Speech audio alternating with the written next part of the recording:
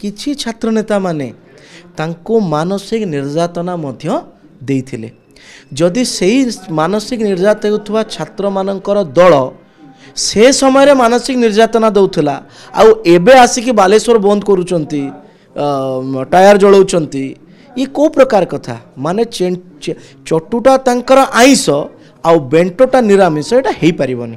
ये दुर्भाग्यपूर्ण घटना उपरे मो पूर्व भी कही एबे भी कहूँ ये एक संवेदनशील घटना उपरे विरोधी राजनीति करने अत्यंत दुर्भाग्यजनक।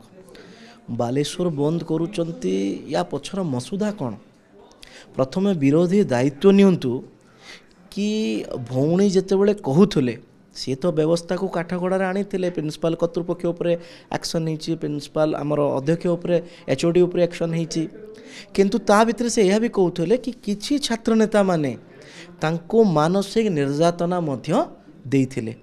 जदि सेही मानसिक निर्यातन होथुवा छात्र मानकर दल से समय मानसिक निर्यातना दौथला आउ एबे आसिकी बालेश्वर बंद करूचंती टायर जलाउचंती ये को प्रकार कथा माने चटुटा तांकर आइंस आउ बेंटोटा निरामिष एटा हेई परिबनी।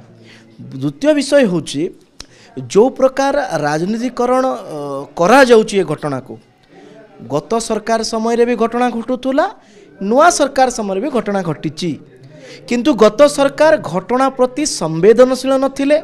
मुख्यमंत्री केबे पीड़ितांकर परिवार को भेटु नथिले सहायता घोषणा करू नथिले कि कोनोसी एक्शन नौ नथिले आउ सबुठु बड़ कथा अरेस्ट मध्य कराउ नथला किंतु एबे एक्शन होची सहायता होची एवं मुख्यमंत्री राष्ट्रपति पर्यंत निजे जाइकी भेटिकी सहानुभूति समवेदना ज्ञापन करूचंती।